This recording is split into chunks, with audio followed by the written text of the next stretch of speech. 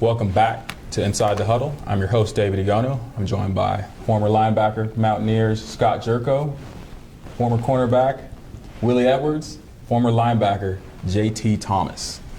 So before we jump into Kansas, let's do the player of the week for this week.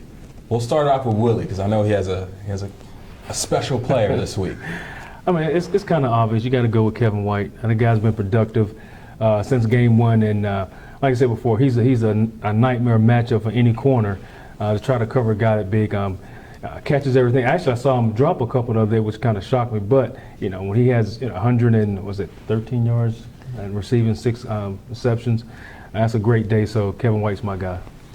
It's actually 132 yards. Thank you. Even better. Even better. Mine's across from him. I'm going with Mario Alford. He has four receptions, 80 yards, and the 94-yard touchdown kickoff return.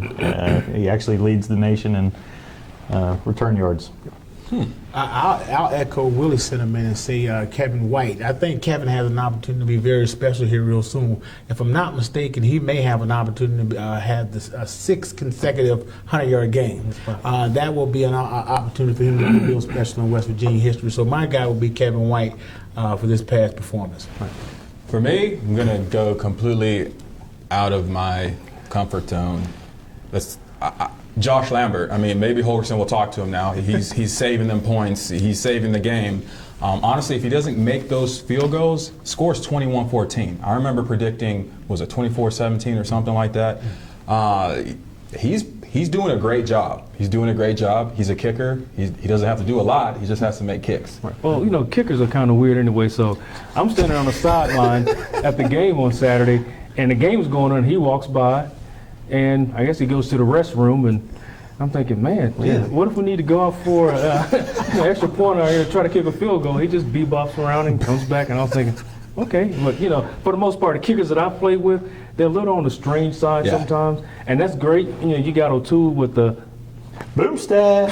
So, those guys are a little, they're on a different page most times than most football players. But he did a great job Saturday. Yeah, I mean, it's almost like you don't want to give him credit because it might go to his head. But like you said, his head is already, most kickers are already out there. Yeah. So let's talk about the game. Brief recap. I mean, all I can think of honestly is Gladiator. Right. First couple scenes where he throws the sword into the stands and he says, "Are you entertained?" I mean, he did what he was supposed to do. Are we entertained? Was this game sufficient? Well, I think we expected this sort of game. In fact, I think everybody here predicted that we would win at the very least by at least 2 touchdowns. So we kind of expected that we were going to do what we did. Although we want to continue to get better. I mean, I think Coach Holgerson knew that it was going to be important for us to win this game and go in Texas Tech with a win. The thing that gets me is I predicted us to win big, at least 4 touchdowns. I think is what I said last week, and it could have gone that way had we not lost a couple fumbles and muffed a punt. Could have got those couple extra possessions. But the thing is, we came out early, got up on them 26-0 at the halftime, and then put it in cruise control. I'd still like to see our offense and defense come out in the second half and finish the games. That's going to hurt us down the road if we can't continue. Right. I'll go back to the red zone again. We were in the red zone 8 times and only scored 1 touchdown. I think we had 3 field goals. So, again, against good teams, and it showed before, when you get in the red zone, you got to score touchdowns. You can't keep kicking field goals, especially if you get behind. So I think we still got to work on our red zone offense a little bit. I'm not sure what we can do to get better at it, but we got to do a better job statistically as far as red zone offense. Well, let's talk about balance. This is the first game, 6 games in, that we have a 100-yard rusher. On one hand, that's awesome. On the other hand, it was only 113. I mean, no disrespect to Kansas, they're a similar opponent in our conference. But we could have done a whole lot better. Right. I think the offense is always going to put up yards. Right. Well, if you look at, I don't think Clint was as sharp as he has been since game 1. He had some passes that were, errant, some high, some low, and he kind of missed some guys. So I don't know if it was a point where the guys were looking at Kansas saying, we know we got this one, so we just take a walk in the park and we'll win this ball game. You always want to be sharp when you're playing. No matter who you're playing, you want to play your best game and come out and jump on them quick, especially with a team like Kansas that was having some turmoil within the organization. So I think I don't know if we had the right mindset. We didn't approach it correctly. Anytime you play, it doesn't matter if you're playing the number one team in the country or the last team in the country, you want to come out and play your brand of ball and come out quick and come out fast and continue that, like Scotty said, in the second half, come out and continue playing that way. Well, the thing about Clint Trickett, he was still 20 of 35 for over 300 yards. It's something that's never been done in West Virginia history. He has 6 300-plus yards games in a row. That's never happened before in West Virginia history. And to throw in the touchdown to Kevin White, and our offense is putting up a ton of yards, as you said, 550 some or something like that. And to point out the rushing attack, we only had 113 rushing by one back, but we had 250 plus yards rushing total. So our offense is putting up yards. It's just like you said, Will, we need to get in the end zone with touchdowns instead of field goals. Even more so, we gotta focus on being a balanced team. I mean, going into this part of the season around this time, we got to start pulling together in terms of being balanced, being a team that knows its potential and reaching our potential when we get the chance to. Yeah, and 6 targets, or not 6 targets, but Kevin White needs to catch the ball more than six times a game. He's your playmaker. We got to get him more involved than what he already is. Yeah, I mean, one quick point on Clint Trickett. Every time I watch a game, my number one concern with the offense is Clint Trickett's frame. Okay, because he's slinging, but if he gets hit, things change drastically. But when he threw that pick and he came up and he tackled the guy who picked him up, I was like, okay, he's not worried about it, so I need to stop worrying about it as somebody who's watching the game. Let's be somewhat constructively critical. The offense, is it just as simple as not finishing? This game should have been done and dusted. Skylar Howard should have came in beginning of the third quarter, or William Crest. Let's be honest. Is it details? Is it focus? Is it just putting on cruise control? What is it? Well, I think this game it was turnovers. We were getting ready, going down in the red zone. We had a fumble, then of course the muff punt by Jordan Thompson. These things can't happen. We talk about it every week, is turnover margin, and it seems like we're always on the losing end of it. This game was easily a blowout, and it was still a cruise victory, and we just got to correct these things moving forward. And I think it's a concern for everybody. I think the coaches know. I think the players know. They want to get better. There's no doubt in my mind that these guys want to be better at. Well, as I always say, Coach always say 3 sides of the ball. They got to be good on all 3 sides of the ball. And I think the way they bounced back after muffing that punt with Mario going 100 yards for the score just kind of speaks to the fact that they want to get better in the special teams play. Yep. Okay. Now let's talk about the defense now. I said it last week, and I watched it last week. Defense is fine. They played Kansas. Kansas's offense. Honestly, the 4 of us could lead their offense probably in statistical categories. It seemed like. What's your guys' grade for the defense? Is this just one of those games where it's more like a snowball effect? Don't put too much into it, but it's rolling in the right direction, or is this like an aberration? Is this like a mirage? Starts off, JT. Well, I think it's more so a snowball effect in the sense that we're getting better. This defense was getting better. I saw some guys step up. Wes Tonkery had a great game, I thought, and I thought Nick came in and certainly was impactful. Kwiatkowski? Yes, I thought it was. I thought it was a game where the defense felt that they could have been better, and they will be better. Going into the next opponent, I think our guys are just ready to continue getting after it. Well, one thing I noticed, and I read it online, was that our defense is 3rd in the country in 3 and outs and getting off the field, which by watching the game, you really would expect that. But they are 10th in the country in 3 and outs, so that's a place you can start in. Yeah. I thought the defensive front played well, a lot better than what they have in the past, and it shows when they play well.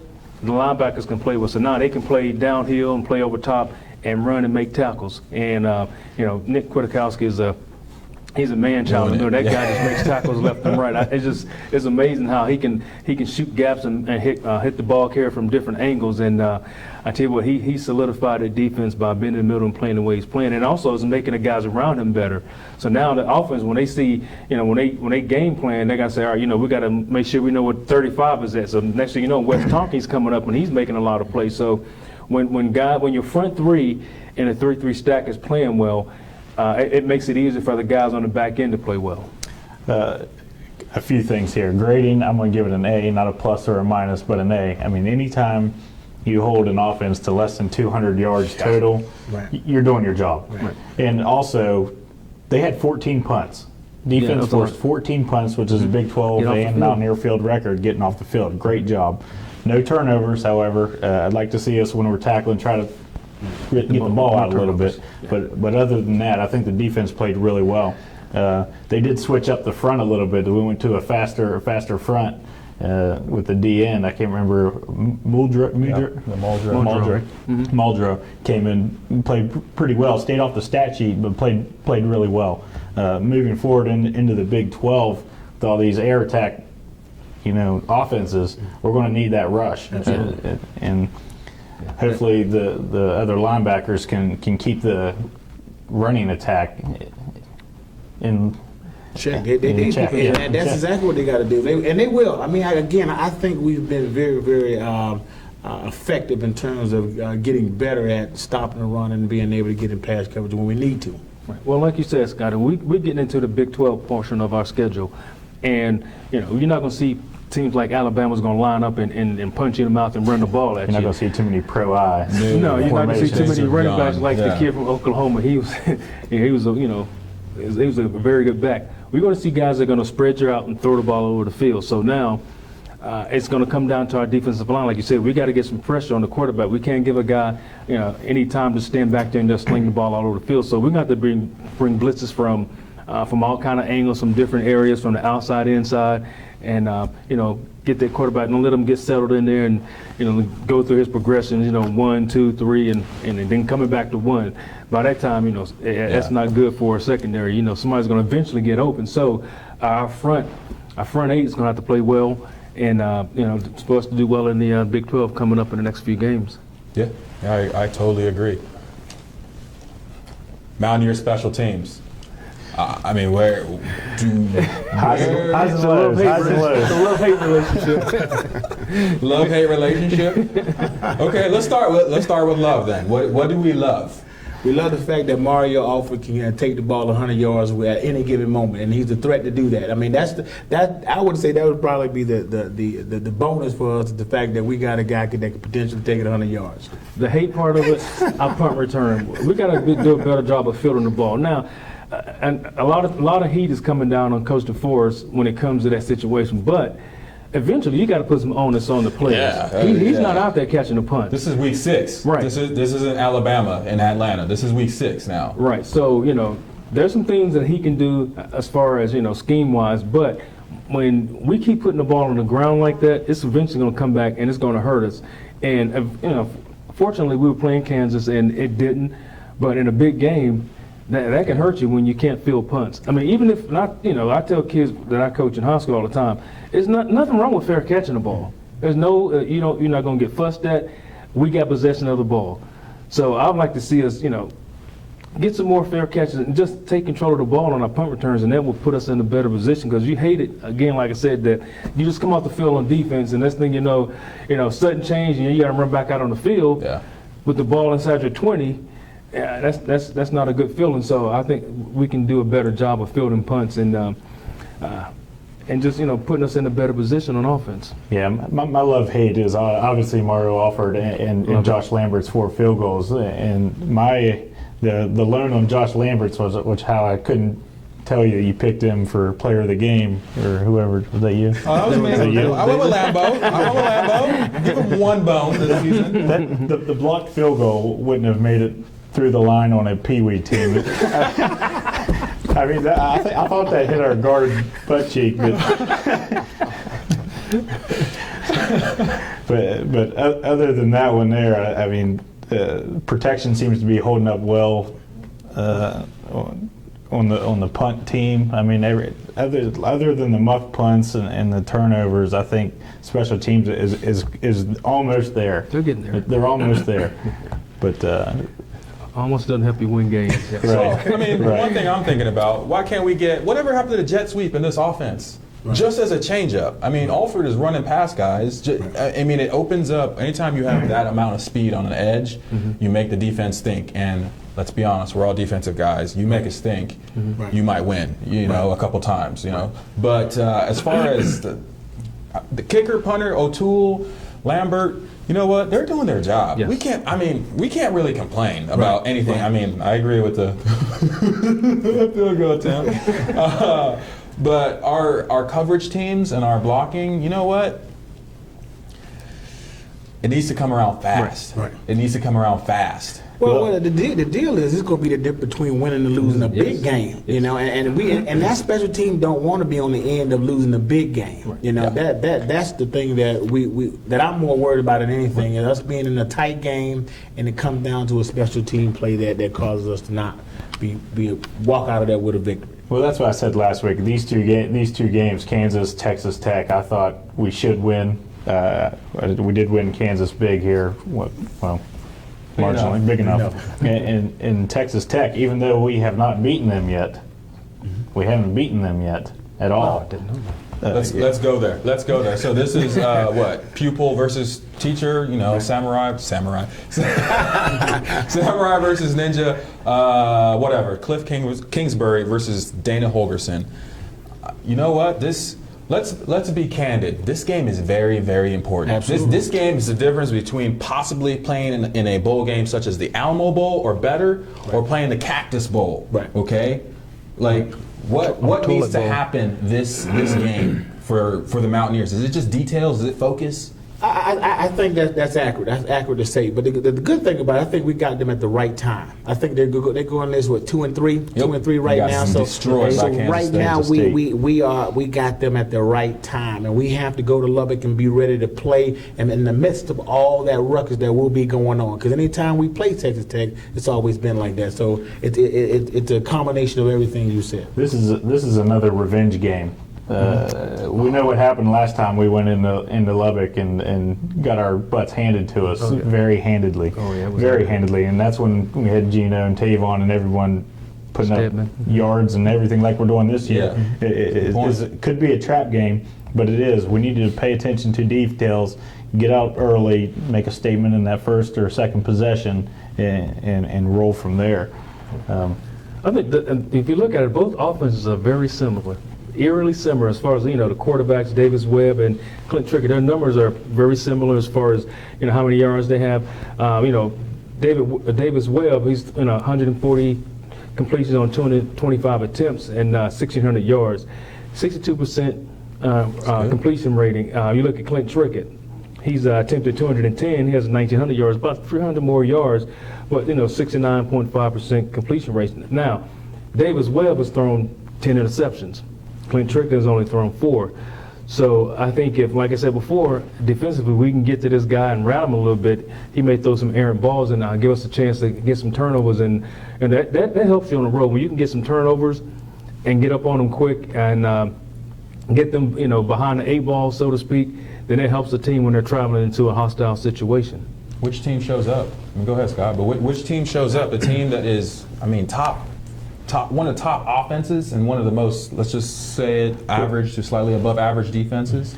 Well, I don't think they're going to be able to stop our offense. I mean, this is another game where our rushing and passing gets, you know, 200 yards rushing, 350 yards passing. There's no way that they're going to be able to stop us unless the tornadoes happen again this time. But I think our offense is better suited this year. I think we have a little bit more confidence in where we're at as a team on offense and making a statement with the running attack. I think the first series we need to divvy it up 50-50, run, pass, get them not guessing on what we need to do.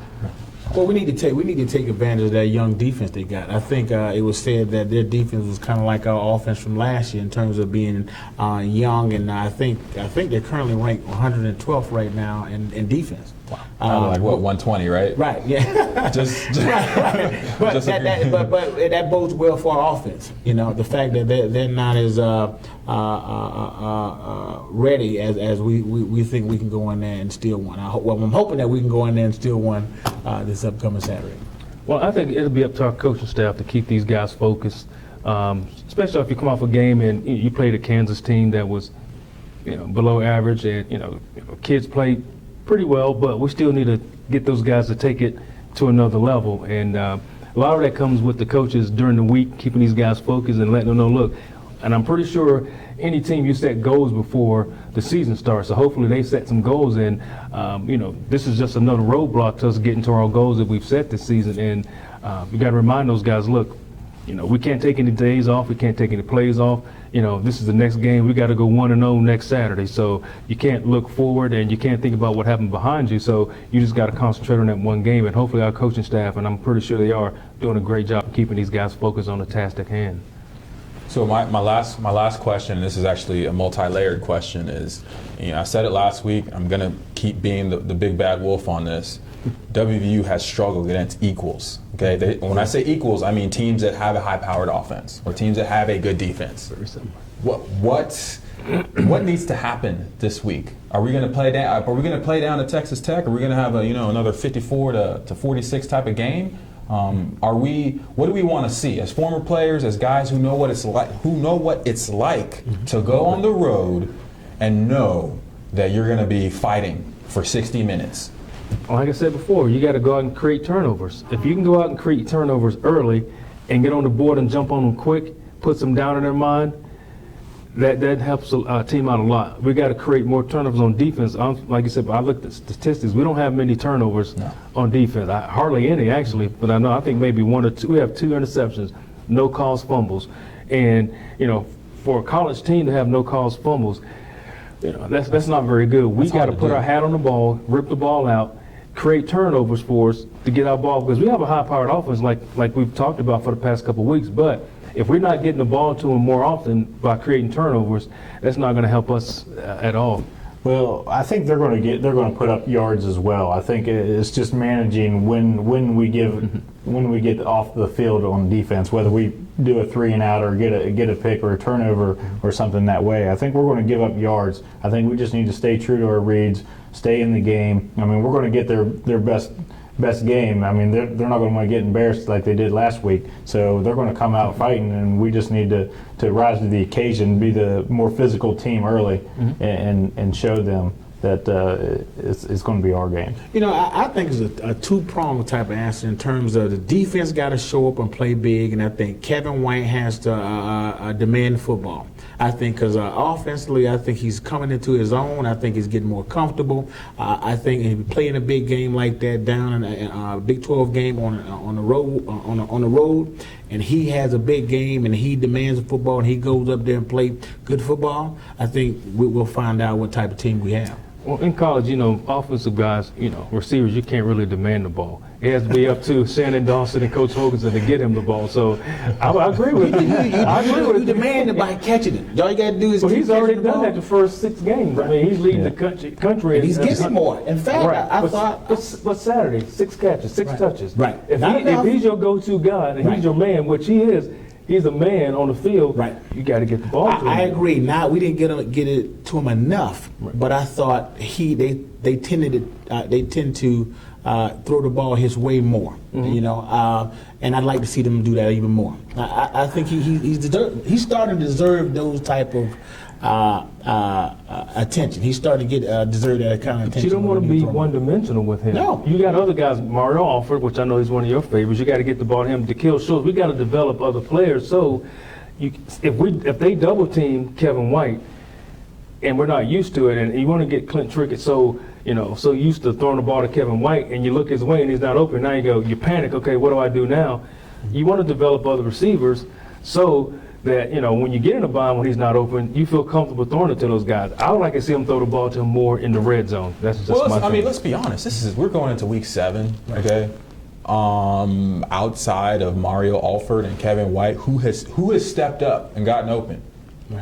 I'm not saying that, to be critical. I'm just saying this is the point of the season where you go with what works. Right. Your playbook might be 2 plays. If those 2 plays are getting you 35 points a week, you go with those 2 plays. You got to kill Schwartz. He's coming in there and making some plays. Jordan Thompson has a few receptions, and Wendell Smallwood, I think, can still come in here and catch some swing passes or whatever.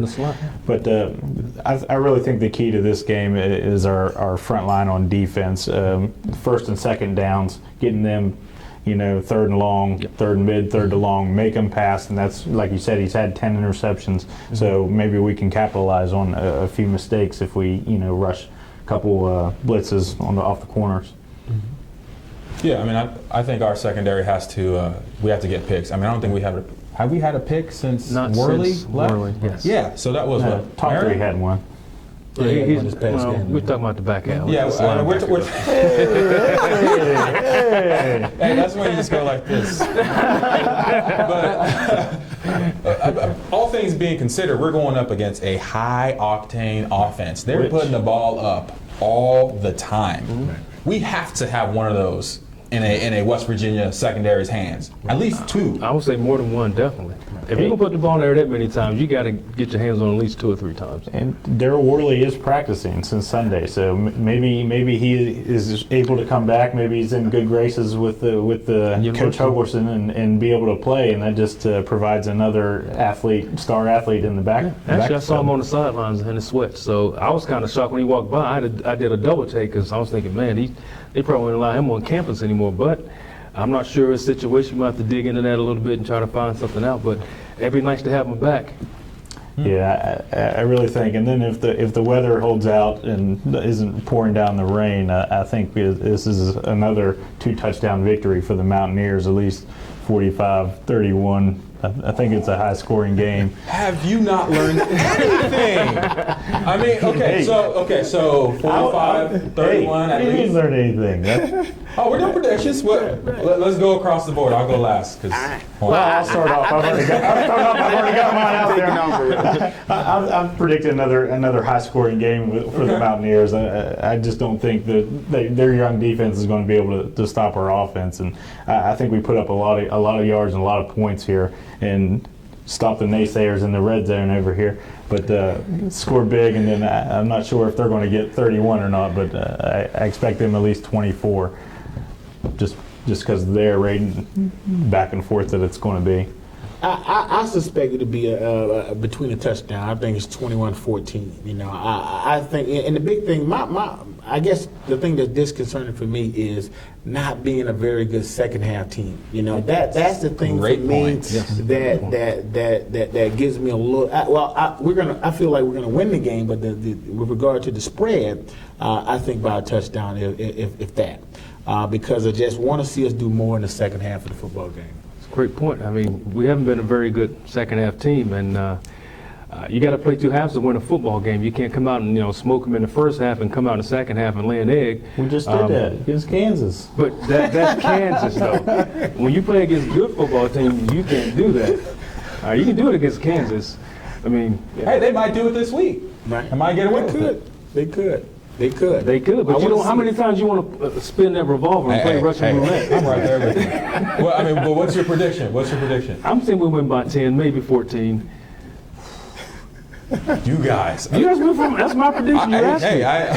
I'm not ready for the answer, We should have kept a tally at the beginning of the year. Yeah, we should. Okay, it's my turn. I'm just going to be honest. This is going to be an ugly game. I don't even know about points, but this is going to be a game of mistakes. So we might as well count whoever turns over the ball the most is probably going to lose by 21 points. Wow. I just think this game, when you look at both teams, they're both struggling with finishing or even showing up. Okay, and then you have a deal with Texas Tech, where, I mean, you know what? Let's be real. They figured out the WVU defense the past couple of years. Right. They have it figured out. I'm not saying that in doubt of the WVU defense, but I'm just saying that this might be one of those games where it's going to come down to Norwood making fair catch calls. It's going to come down to Nick O'Toole I'm going to jump in and stop you because you're run 3-3-5. brushing us. We switched defenses 3-3-5. 3-3-5 So now. we're Well, what I'm off on saying- that a little bit. Our turnover margin, we're in the hole 7-8. So you're predicting us to lose by 3 touchdowns here. I'm not predicting a loss per se. What I'm saying is that this is going to be an ugly game. I mean, we talked last week. We thought that we'd bring out the road grade, just complete plow 'em. steamroll Jayhawks. What happened? Same details not being fixed. So you're going on the road against a team that, you know what, they're going to put up yards. And match I you mean, up. maybe not points, but they're going to put up yards. That sounds very familiar. That's what we do. We put up yards. We're not putting up points. We're not finishing drives. Defenses, honestly, it's whoever makes turnovers. That's who's going to win this game. Right. So as a score, I'm gonna say 35-28. Yeah. Yeah. 35-28, and honestly, I'm expecting OT this weekend, simply because Wow. there's a lot on the line, and Absolutely. Cliff Kingsbury knows how to break down a defense. He didn't show it last week, but he knows how to break it down. This it? Okay. Hey. Hey, we're all entitled to our opinion. Fair enough. Well, check back on thedpost.com for more updates, and thank you for watching.